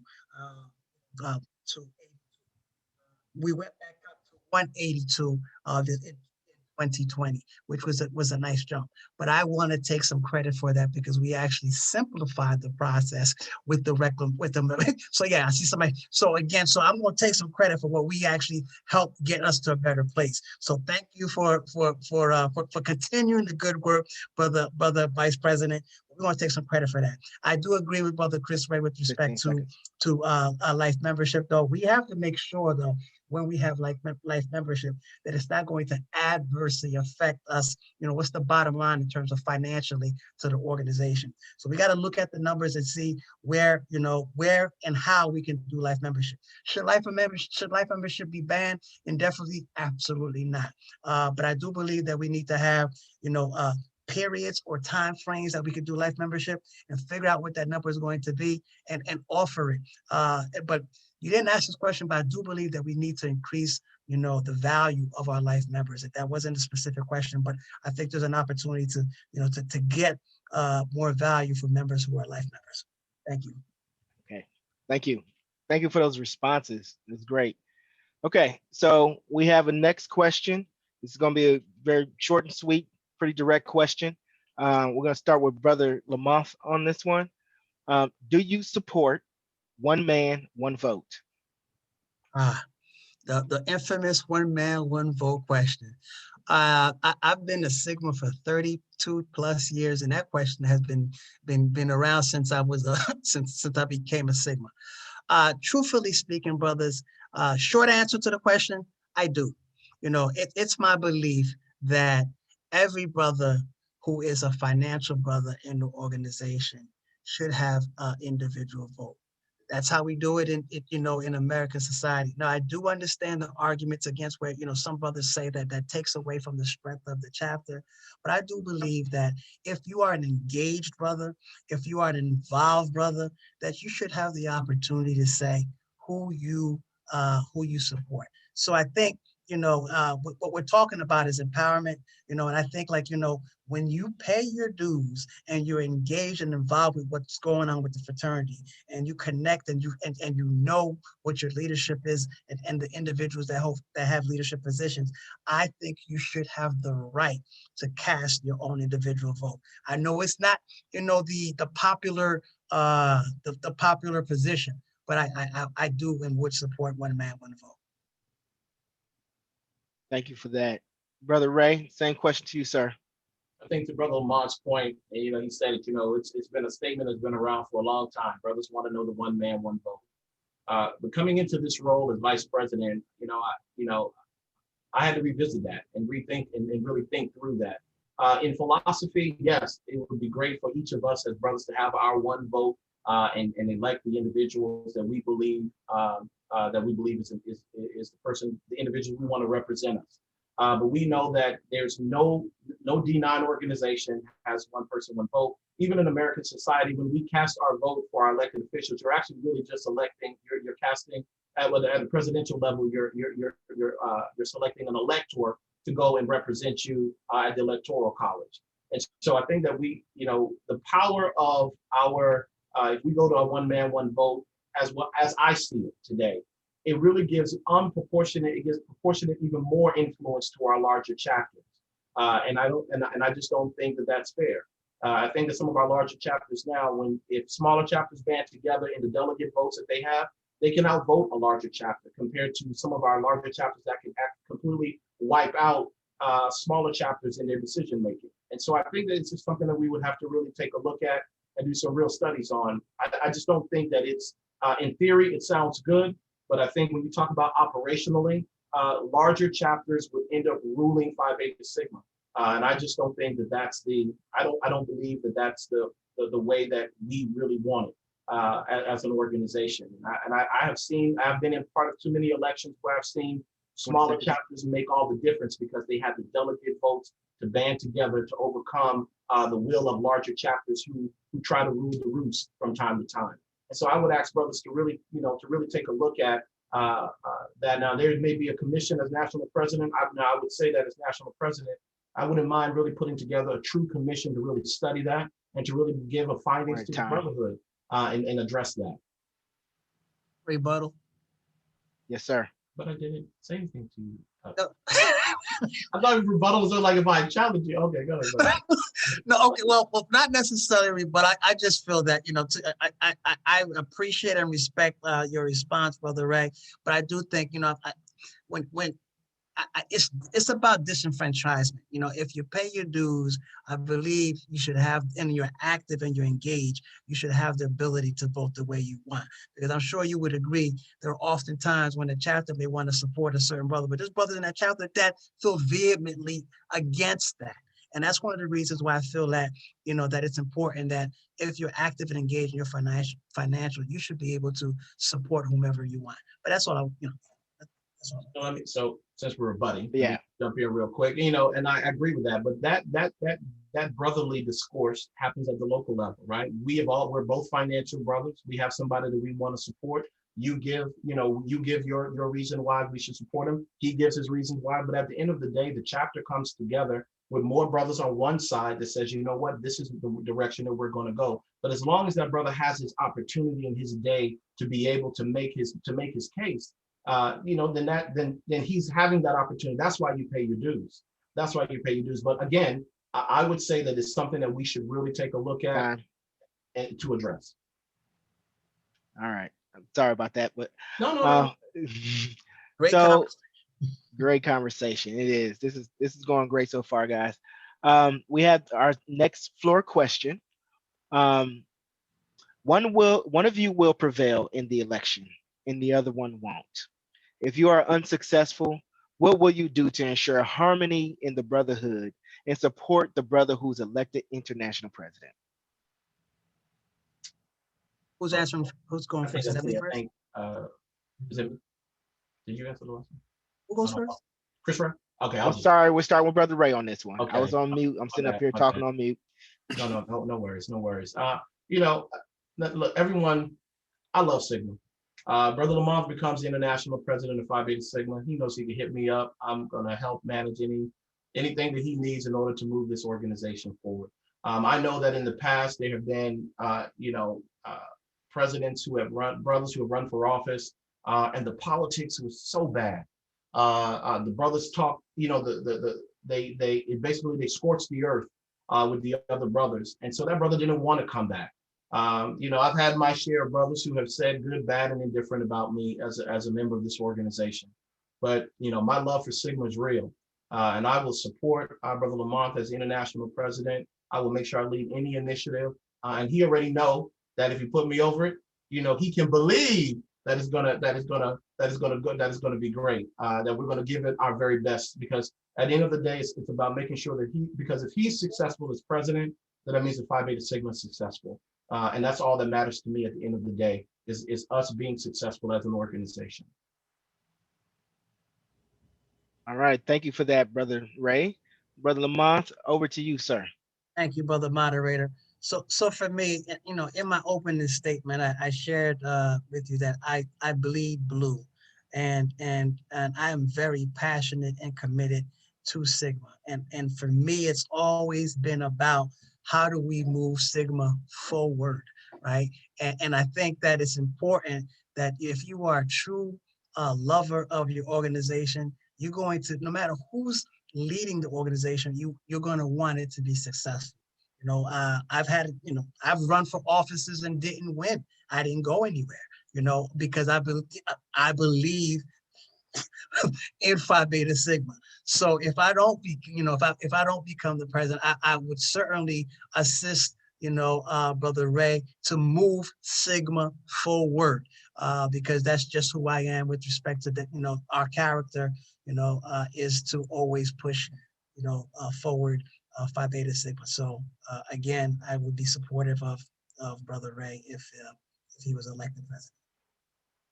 All right. Thank you very much. You can believe that. All right. So moving on to our next question, starting off with Brother Lamont. Which 3 of the 12-inch rule best describes you as an individual, and how do they best prepare you to lead us and this illustrious organization into the future? You want me to restate that? Yeah, just one more Yeah. time. Okay. Which 3 of the 12-inch rules best describes you as an individual, and how do they best prepare you to lead us and this illustrious organization into the future? So which of the 3 12-inch rules best describes you, and how do they best prepare you to lead us? So I'm going to start with number 1, and I'll say time value, because I do believe that you really have to commit, to being timely in all things that you do. I'm like that professionally. I'm like that in my personal life. I certainly believe that's important. Worth of example to me is also very important in terms of, you got to be able to lead by example, in all things that you do. And when I talk about Sigma forward, forward thinking and forward acting, worth of example, that's very important to me. And I also believe, like in the third one, I would say best performance of duty. You got to be able to, in all that you do, and I've been able to, in everything I've done professionally, civically, and Phi Beta Sigma, I've always given my all to ensure that I put the best product out forward in terms of creating programs and initiatives and doing things to benefit my membership and the community at large. So worth of example, best performance of duty, and time value. Those would be my 3. All right, wonderful. Thank you very much for that response, brother.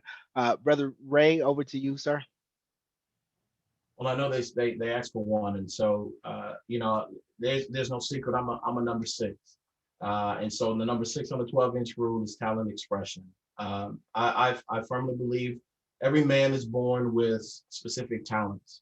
I know that sometimes in life we covet other people's talents, but not being happy with the ones that we have been born with. But if everyone takes a step back and really look at what they bring to the table, it is amazing just the masterpiece that we can make together. I know that God has blessed me with certain talents. By far, God knows I am not perfect, but I know that the talents that I have will be critical to moving Phi Beta Sigma forward. And I believe that there is as a leader, it's important that you surround yourself with the right talented individuals. And so as a leader, I got to make sure I look out upon the horizon, see who brings what to the table. And that's where the not being political matters to me as it relates to making promises. I fundamentally just want the right brothers at the table, the ones who are saying, Brother Ray, this is my background. This is what I bring to the table, and this is what I want to do for Phi Beta Sigma. That's what I want. And so talent expression is important to me. It has always been important to me because it's critical to team building. We are successful today as a fraternity. We are successful today as a fraternity because we have the right brothers sitting in the right positions, making moving us in the right direction. And I know that as the next international president, I want to bring the right talent to the table. So talent expression all day, every day. Shout out to all my number 6s who are on that's listening. All right. Well, thank you for that response. Oh, right. boy. I heard that. I heard that. Okay, so we have time for one more floor question. Then we'll move to the candidates providing their final closing remarks. Okay, so our last floor question is, what are your thoughts on having at-large memberships not having to be a part of a chapter to be financial? At large. Wait. Oh, So okay. yeah, your thoughts on at-large memberships and not having to be a part of a chapter to be considered financial. Okay, so and maybe the brother, maybe he may not understand what at-large membership is currently now. If you are an at-large member currently right now in Phi Beta Sigma, you don't have to be a part of a chapter. At-large membership says that you live 35 miles outside of where a current chapter is located.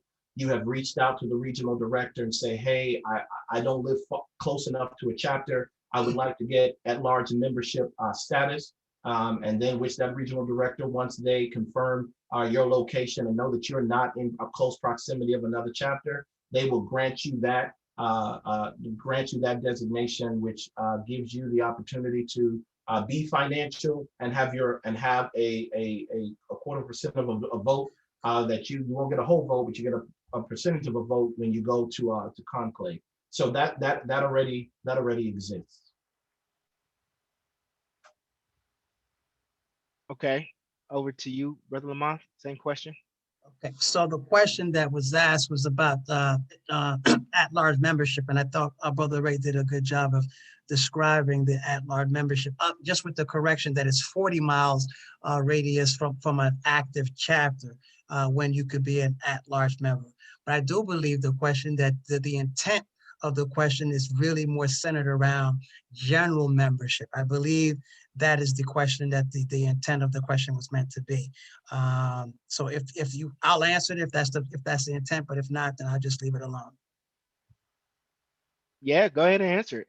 Okay, because I think that's a hot topic. That was a topic that was brought up at conclave.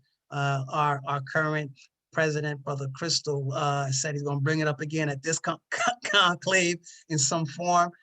Again, I think I actually chaired that session that talked about general membership, and I had a good time asking Brother President to just kind of wait to be recognized since I chaired that time.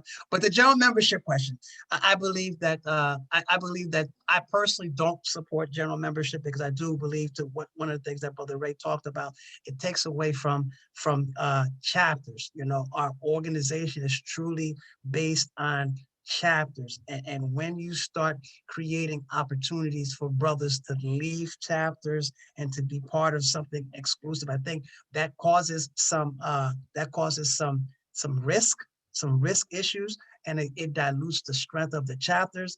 I think there's too many unknown factors with general membership. So again, my position is one that's been against general membership. Okay, Brother Ray, did you want to add anything to that? I know the question kind of shifted, so I didn't want to just move on without you being able to. Brother Lamont, when he talks about general membership, again, I think that one of the great things about being the vice president of the organization now is having a pulse and an ear to the brotherhood.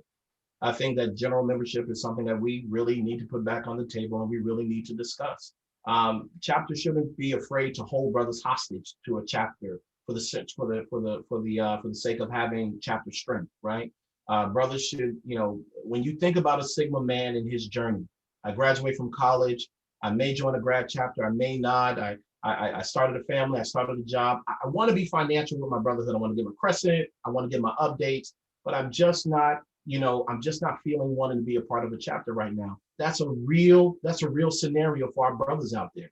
And I think that, we do an injustice as a brotherhood if we don't seriously take a look at looking at a general membership as an option for our brothers who just don't want to affiliate with a chapter now in their life. But again, that's something that we will continue to take a look at. But I think that that's one of those hard conversations that we tend to have, and we shouldn't be afraid to have them. Okay. Rebuttal. Yes, sir. Okay, thank you. So, when we served as vice president of the organization, we clearly had a pulse of the chapter. And for those who were at Conclave, you remember the robust conversations that we had around general membership. And it was overwhelmingly 2/3 of our delegates voted against the general membership. So I don't think that's something, 2 years later is going to change that drastically. But the pulse of the brotherhood, the pulse of the members are not in support of general membership. And if you're a leader, you've got to understand what the pulse of and be in support of what the pulse of the brotherhood is, not your own individual opinion. Okay. So, let me, of course, let's rebut that really quickly. I think we want to make sure we remind the brothers that at Conclave Las Vegas, it was voted down because it did not come through the International Membership Committee. And that's the reason why it got voted down. It didn't come through the International Membership Committee. If you don't remember, Brother Mason, who stood at the mic and asked the question, did this come through the International Membership Committee? And you leaned in and said, no, it did not. And so the brotherhood voted it down at that time, moving forward. But I can tell you, yes, 2 years later, it is still a vigorous conversation about general membership that we should consider having. Thank you for that. All right, so we're gonna have to end it right there. That was a very great conversation there. So we're gonna go ahead and move into our final remarks. We're gonna start off. So the final remarks are gonna be 5 minutes apiece. Okay, we're gonna start off with Brother Jean Lamothe. Over to you, sir. Brother moderator, I think I'm sorry, it's Brother Ray first. Thanks for letting me know about the change. Okay. All right, no problem. Hold on. I thought when it was said to us, it was whoever started. I'm sorry, forgive me. That's whoever started goes last. That's correct. Sorry, JR, my fault. And the timeline that was given, and also I'm sorry, but the time that was given us was 10 minutes, not 5, in preliminary. So just wanted to make sure I put that out there. Okay. Is that still the case, Brother President? No, it was 10 in the beginning, 5 at the end. Yes. Yeah, it was 5 minute closing. Oh, okay, Brother President. I apologize for the mix-up. No worries. So point of clarification again, Brother President, because I thought you indicated that I was going to go last. Tell me why did we change No, that? what we're saying is if you opened, then you would then be last in time when you did the closing. So I believe Brother Ray went first. Correct. So therefore he's last. Okay, thank you for clarification. Okay. Okay, so brothers, again, I want to thank brothers of Alpha Sigma and all the other brothers that joined in on this very robust first real debate between the two candidates for international president. I hope I have demonstrated to you our passion and our commitment and our dedication to Phi Beta Sigma. I hope I've demonstrated to you that we are a leader that just not only has vision, but also led to execution and implementation. I hope I've demonstrated to you that we have been involved in all 4 of our national programs. I hope I've demonstrated to you that the programs that we implemented, that we developed, that we authored, that they were beneficial to our membership as well as to the community at large. I hope I've demonstrated to you that as a brother that has almost 33 years of service, that we're proving that we were dedicated to advancing our brotherhood scholarship and service. As a retired civil servant of the state of New Jersey and a recognized community leader, I've led numerous initiatives and programs. I've done that at in Phi Beta Sigma. I've done it with other civic organizations.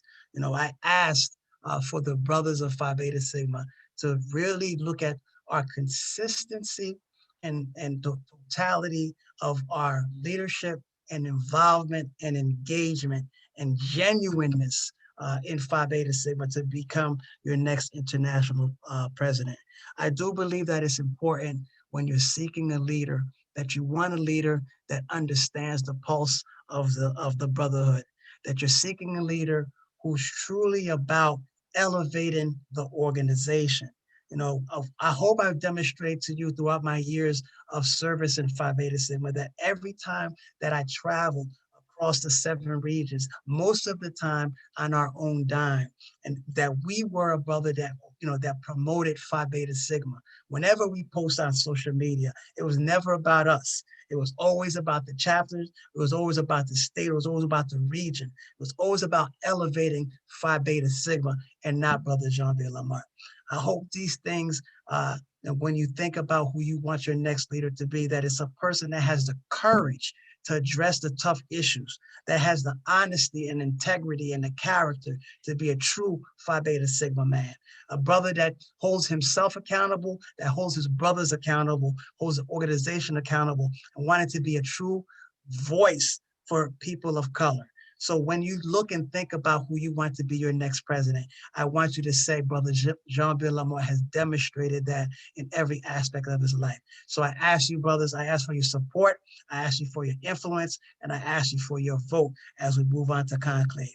I encourage you to visit our campaign website, which is www.sigmaforward1914.com. It spells out in entirety, you know, our Sigma background, our Sigma achievements, our Sigma accomplishments, other civic organizations, our professional background, and all the litany of things that you can look for to see, to encourage you to support me as your next international president.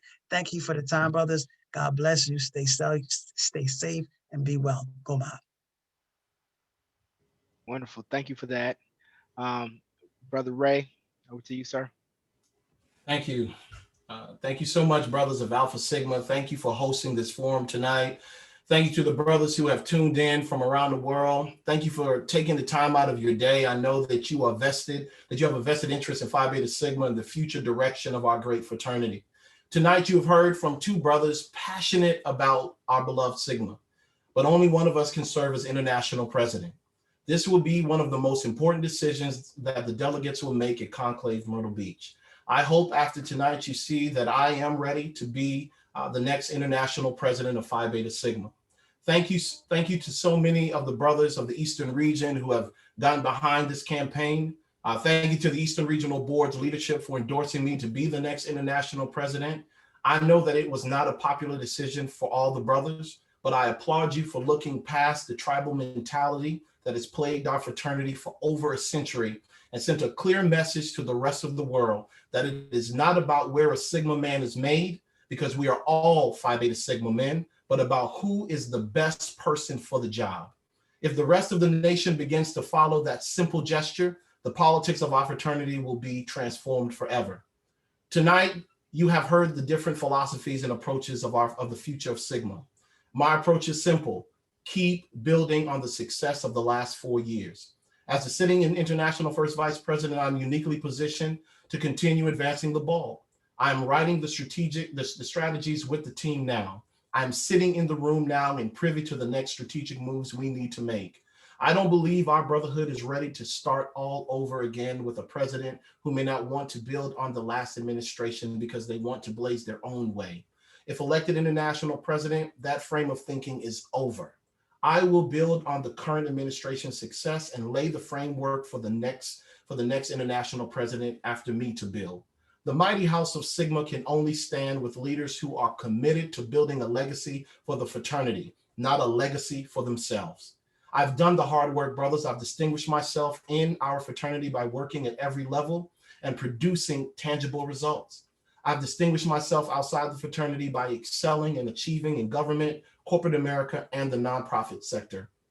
Great Sigma men for over 25 years have been pouring into me. Many have seen me grow in Sigma and truly believe I am the manifestation of what a collegiate brother can be when he is invested into. I owe so much to this fraternity. I love Phi Beta Sigma, and it flows deep from within me. And it is truly because I believe in the greatness of who we are and who we can be. Just like our creed, I believe in the principles of Phi Beta Sigma fraternity, and my loyalty of these transcends all personal responsibility. I believe that I should be a credit to the organization, and I should at all times safeguard its reputation with the best in conduct. I believe in the unity of purpose as expressed in the motto, culture for service and service to humanity. These things constitute the true test of a Phi Beta Sigma man. Brothers, I believe that the next chapter of our fraternity will be our greatest yet, and I am ready to lead this brotherhood into the future. Please go to my website at www.believe1914.com to learn more and to join this campaign and to join this movement. Brothers, do you believe? Right. Wonderful. That was excellent, excellent, excellent. This concludes our forum with two very viable candidates for international president for our fraternity. We are prayerful that we're all going to be able to see them in Myrtle Beach, South Carolina. So we look forward to that. Before I close out, I'll ask Brother President Kamara if he has anything before we go ahead and close out. Okay, thank you, JL. Brother Lamar and Brother Chris Ray, thank you for providing us with your platforms as you seek the position of international president of Phi Beta Sigma Fraternity Incorporated. We wish you the very best of luck in your campaigns. We will not be making a decision tonight, so please. But again, it's been a pleasure hosting you guys, hosting old brothers from every part of, from all regions. We hope that you have gained some important insights into both these candidates. We have taped the debate, so you can, if you do want a copy, if you send a request, we'll put the information in the barbershop for you guys. But again, we encourage you guys to stay safe. Hopefully, we'll meet you guys in Myrtle Beach if this pandemic subsides. But if not, brothers, it's been a pleasure seeing some of you who I haven't seen in a long time. And again, good night and go mob. Go mob. Go mob. Go mob.